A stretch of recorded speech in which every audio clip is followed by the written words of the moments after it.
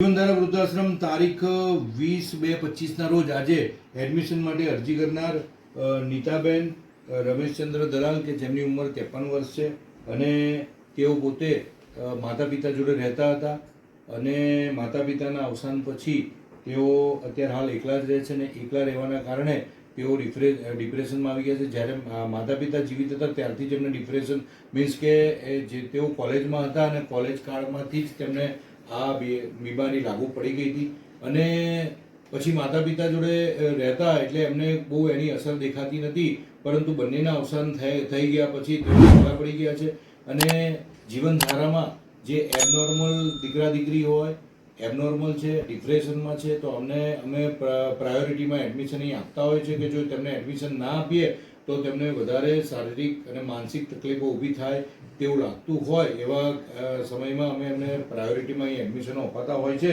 તો કહે છે ને કે જ્યારે આવો સમય આવે ત્યારે સગા અને વહાલા જો દૂર ભાગે તો આવા વ્યક્તિઓ તૂટી પડતા હોય છે, તેઓ માનસિક રીતે પણ ભાગી પડતા હોય છે અને શારીરિક પણ તેમને ઘણી બધી નુકસાન થતું હોય છે.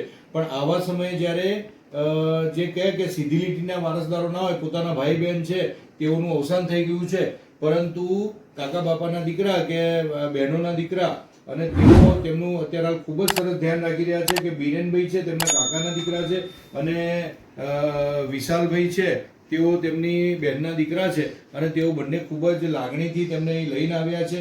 ખૂબ જ તેમને લાગણી છે કે ગમે એમ તો એ અમારું કુટુંબ છે અને તેઓ એડમિશન માટે અરજી કરે છે. તો કેમ કરે છે તે આપણે સાંભળીશું. બીરેનભાઈ, તમે એડમિશન માટે અરજી કરી તો કેમ કરી છે? હા, એટલે જ કે મારા કાકાની દીકરી, મારા કાકા કાકીના અવસાન, એમના સગા ભાઈ બહેનના અવસાન પછી એકલવાયું જીવન થઈ ગયું. એટલે ડિપ્રેશન નહોતું ઓરિજિનલ, પણ એ ખૂબ વધી ગયું. એટલે જો અહીંયા આગળ કોઈ આવી સંસ્થામાં બધા જોડે હળીમળીને રહે તો એમના જીવન પર કોઈ અલગ બદલાવ આવે અને મે બી એમનું જીવન સારું બની શકે એવા આશયથી અમે અહીં એમને લાવ્યા છીએ.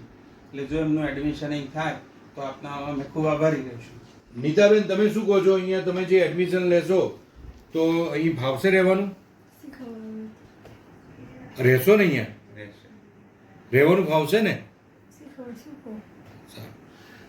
તો અત્યારે હાલ તેઓ માનસિક સ્થિતિમાં તેઓને આટલું જ ફાવે છે કે ક્યારે નાશો તો કે મને ખબર નથી, પણ અહીંયા અમે આવા ઘણા બધા એડમિશન અહીં આપે છે. લગભગ 41માં એડમિશન અમારું અપાઈ ચૂક્યું છે અને આ 42માં એડમિશન થશે. તો એબનોર્મલ દીકરા દીકરી અને ડિપ્રેશનવાળા જે કેસીસ છે એવા અમે એડમિશનો આપતા છે અને એમાં અમને ઘણી સારી સફળતાઓ પણ મળેલી છે. તો આ એડમિશન અમે આપીશું ટૂંક સમયમાં. નીતાબેન ખૂબ જ નોર્મલ અને ખૂબ જ સરસ રીતે અમારા પરિવારમાં હળીભળી જશે.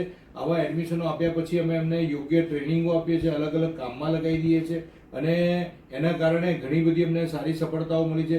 આજે અમારા કમિટી મેમ્બર્સ કોકિલાબેન પટેલ અહીંયા ઉપસ્થિત છે, અમારા સુનિલભાઈ ઝવેરી પણ અહીંયા ઉપસ્થિત છે અને તેમની હાજરીમાં આ એડમિશન આજે અમે ફાઇનલ કરી રહ્યા છે.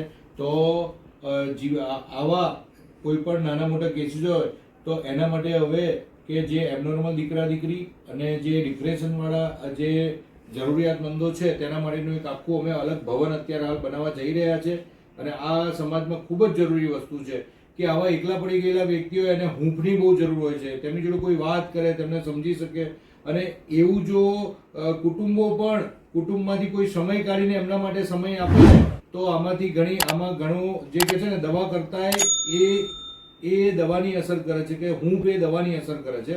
તો આગળ અમે આના માટેનું જે ભવન બનાવી રહ્યા છે અને અત્યારે હાલ અમે આ એડમિશન તેમને આપી રહ્યા છે. તો જીવનધારા વૃદ્ધાશ્રમ પરિવારના પ્રણામ.